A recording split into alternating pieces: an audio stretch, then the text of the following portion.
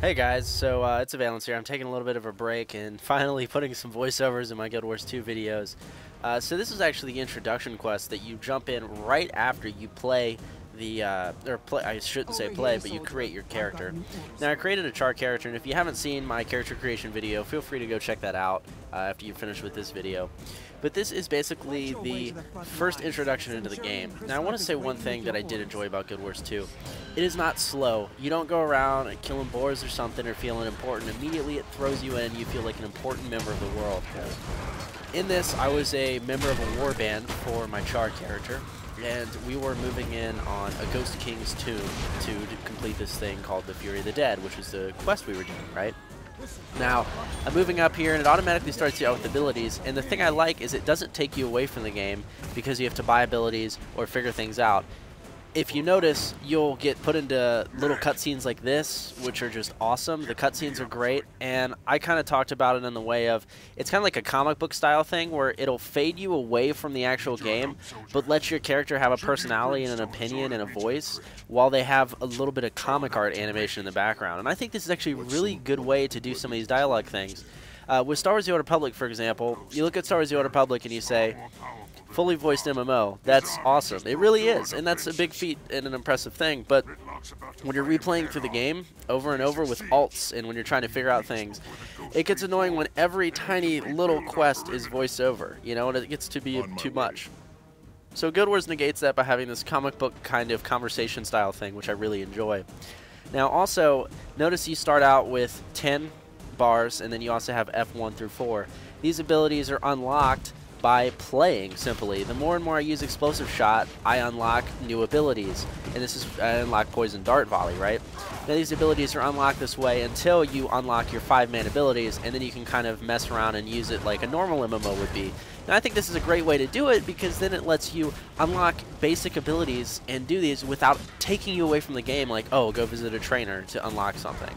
It's all done through a skill point system after you have all your basic abilities unlocked. And the skill point system is what's going to unlock ability 7, ability 8, ability 9, ability O, you know, the whole thing with that. And the cool thing is everyone has a healing ability too, so no one's a designated role of anything. And I think this is kind of cool, and I was very skeptical about this because I didn't know how it would work. But you'll see in some of my later videos with dynamic events that these are actually really cool and unique in the sense that you can do anything, right? I play as a ranged DPS and CC, kind of a support role, but I can also heal, as I just did with some potions there. So you have healing potions you can use on yourself, and you have healing potions you can use on your teammates. Now this is really cool and really unique and something, frankly, I enjoyed far too much. I had a blast doing this because I don't have to play a Helix-centric class and not be able to handle stuff myself. I can hang out, do some stuff from a distance with my pistols, and then go in and heal. And do I just don't know how to explain it to you guys. It blew me away. Now keep in mind, this is the first piece of Guild Wars 2. This is the first piece you play in. And for a first piece, I think this is amazing. This is running on balanced level. It's about mid-level graphics. And first thing you should notice is it looks great. I mean, really good. And the big thing is it'll immerse you in these unique events. And you're about to see one down here in this crypt as I'm plowing through. Now, why is this so important?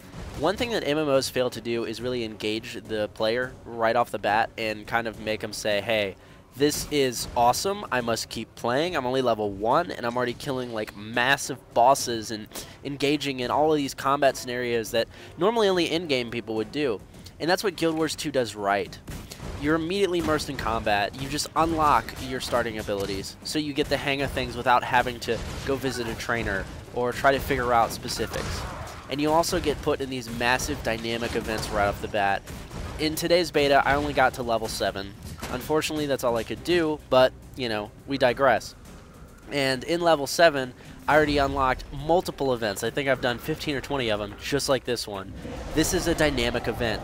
We're destroying the Ghostly Duke. Now, this makes other players and you, without being in a group, destroy bosses, secure events, secure positions, hold down lines from the enemies coming.